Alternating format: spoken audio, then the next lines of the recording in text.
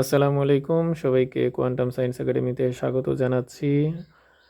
নবম দশম শ্রেণীর উচ্চতর গণিতের অনুশীলনী 10.2 আজকে বেসিক কিছু বিষয় নিয়ে সূত্রগুলো নিয়ে আলোচনা করব এই ভিডিওতে।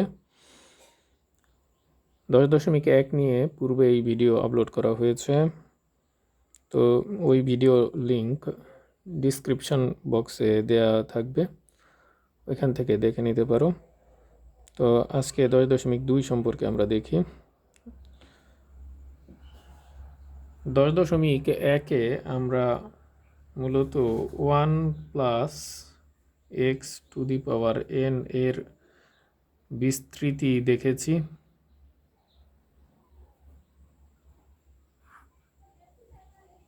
আমরা 10.2-এ x+y⁴n এর বিস্তৃতি দেখব।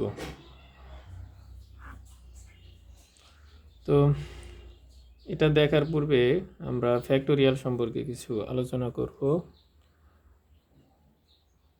ফ্যাক্টোরিয়াল চিহ্নটা হচ্ছে এটা।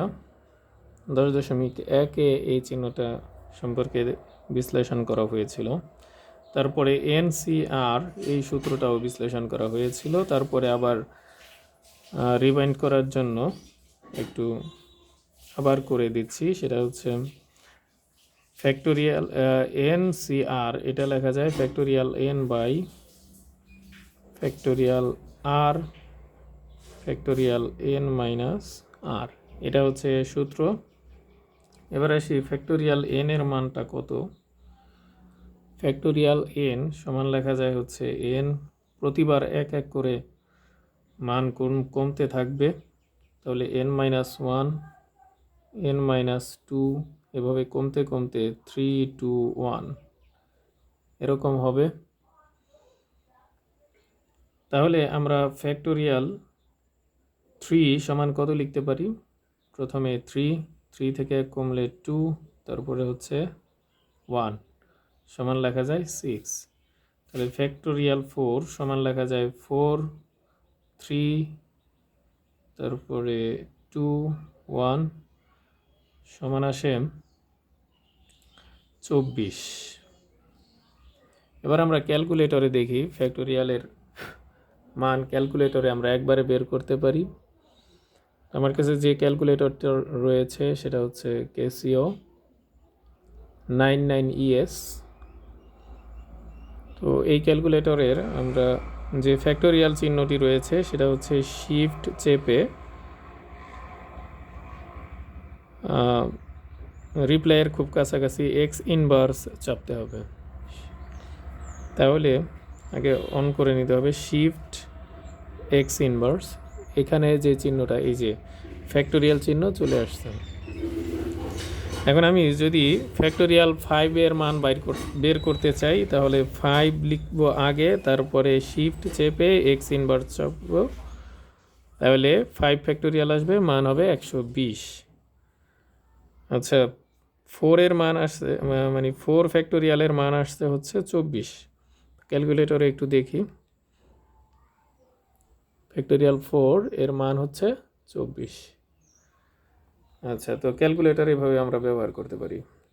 তারপরে NCR এর মান আমরা ক্যালকুলেটর থেকে সরাসরি বের করতে পারি। সেটা হলো, সে চিহ্নটা রয়েছে শিফট দিয়ে ভাগ চাপতে হবে, শিফট দিয়ে ভাগ। তো আমরা 4C2 যদি বের করি, 4 তারপরে শিফট তারপরে হচ্ছে ভাগ তারপরে হলো 2, এইভাবে বের করতে পারি, মান আসে 6। তো NCR এর সূত্র হলো এটা, ফ্যাক্টোরিয়ালের মান এইভাবে বের করব। তারপরে এখানে NCR এর সূত্র, এখানে দিয়ে একটা মান বসিয়ে দেখি যে 7C4, এটা যদি বের করি তাহলে উপরে হবে ফ্যাক্টোরিয়াল 7, তারপরে ফ্যাক্টোরিয়াল 4, তারপরে ফ্যাক্টোরিয়াল 7 মাইনাস 4। এটার মান কত আসবে? উপরে ফ্যাক্টোরিয়াল 7, নিচে ফ্যাক্টোরিয়াল 4, আর এখানে ইন্টু ফ্যাক্টোরিয়াল 3। এটা আমরা ভেঙে করে দেখতে পারি। সেটা হলো 7কে ভেঙে এইভাবে লেখা যায় 7 5, তারপরে হলো 7-এর পর 6, তারপরে হলো 5, তারপরে আসে 4কে আমরা এখানে ফ্যাক্টোরিয়াল 4 লিখতে পারি।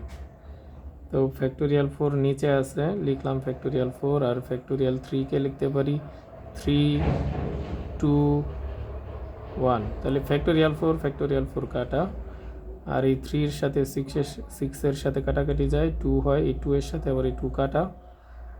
তাহলে উপরে যা পাওয়া যাচ্ছে সেটা হলো 7 আর এই 5 থাকছে। তাহলে 7 আর 5 গুণ দিলে হয় 5 × 7 = 35। তাহলে 7C4 মানে হচ্ছে 35। এটা হচ্ছে এনসিআর এর সূত্রের বিশ্লেষণ। এরপর আমরা দেখি x + y⁴n সূত্রটা, এর বিশ্লেষণ দেখব।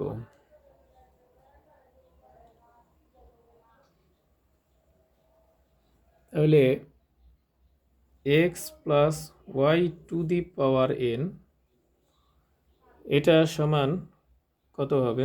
এটা করার আগে আমি 10.1-এ যে বিশ্লেষণটা দিয়েছিলাম, যে আমাদের একেবারে জানা একটা সূত্র, সেটা হচ্ছে a + b² সূত্র। ওই সূত্রটা আবার একটু বিশ্লেষণ করে নেই, তাহলে তোমাদের এই বড় যে x + y⁴n অসংখ্য বা অজানা সংখ্যক ঘাত বা স্বাভাবিক n কি n হচ্ছে স্বাভাবিক সংখ্যা, সেটা যে কোনো মান হতে পারে।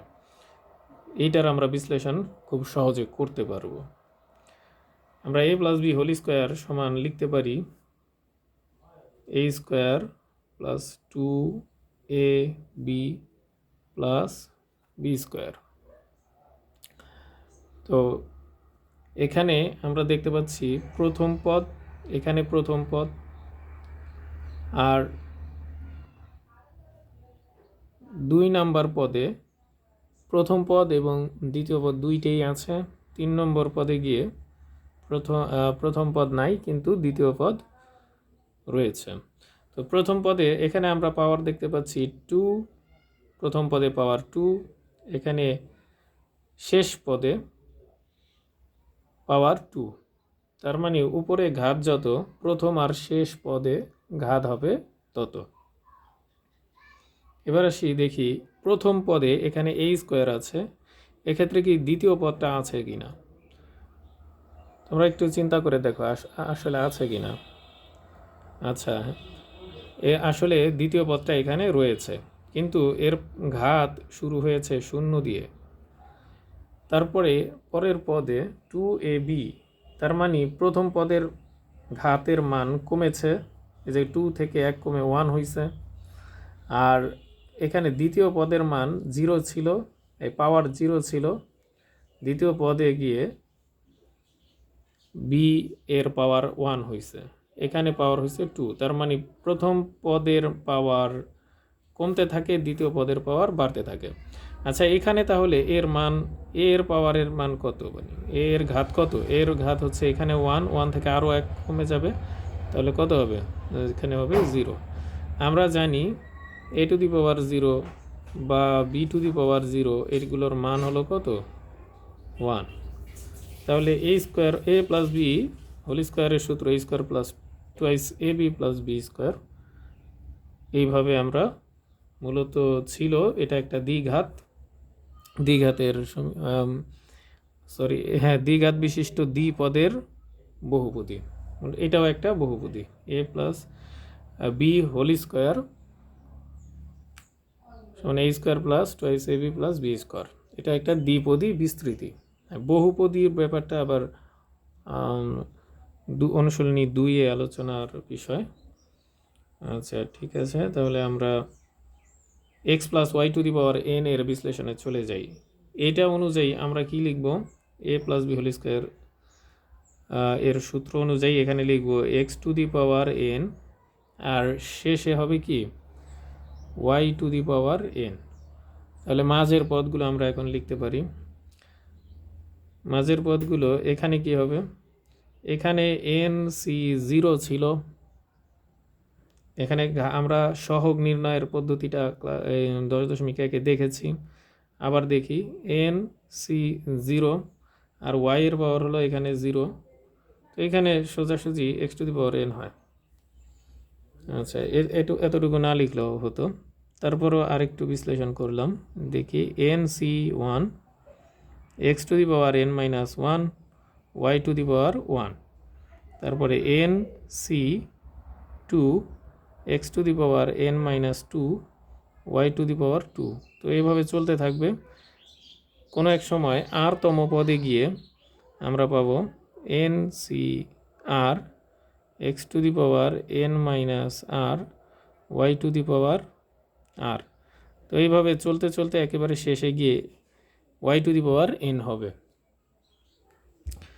পরের লাইনটা লিখি NC0, এখানে NC এর মান মানে সহগের মান কত হবে সেটা আসলে আমরা লিখতে পারি, সেটা হচ্ছে এখানে হবে NCn, আর x এর পাওয়ার একেবারে কমে হয়ে যাবে 0, মানে প্রথম পদের পাওয়ার কমে এখানে 0 হবে, তার মানে 1ই আসবে। আচ্ছা, এখানে কি থাকে তাহলে x⁴n থাকে, NC1 মানে হলো n, তাহলে x⁴n-1 y, তারপরে NC2 এটার মানে কি, এটার মানে হচ্ছে উপরে n, তারপরে হচ্ছে n-1, প্রতিবার এক এক করে কমবে, ওই যে ফ্যাক্টোরিয়াল n হতো সেখান থেকে, তারপরে এখানে হলো ফ্যাক্টোরিয়াল 2 লিখে দিই, ওকে, ইন্টু x⁴n-2 y²।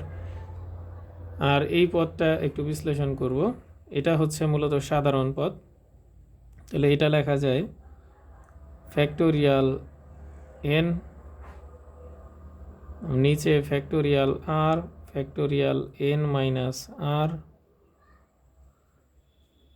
চিহ্নটা এইভাবে দিয়ে দিবে, তারপরে x⁴n-r y⁴r, আর লাস্টে যে পদটা রয়েছে সেটা হলো প্লাস y⁴n। এবার আসি, আমরা যদি দেখি এখানে যদি মাইনাস চিহ্ন থাকে তাহলে y যেইখানে থাকবে সেখানে মাইনাস চিহ্ন হবে, এটা মনে রাখতে হবে। তাহলে এই হচ্ছে 10.2-এর মূলত সূত্রের বিশ্লেষণ। আমরা পরবর্তী ভিডিওতে মূল অঙ্কগুলো করার চেষ্টা করব। ধন্যবাদ। আসসালামু আলাইকুম।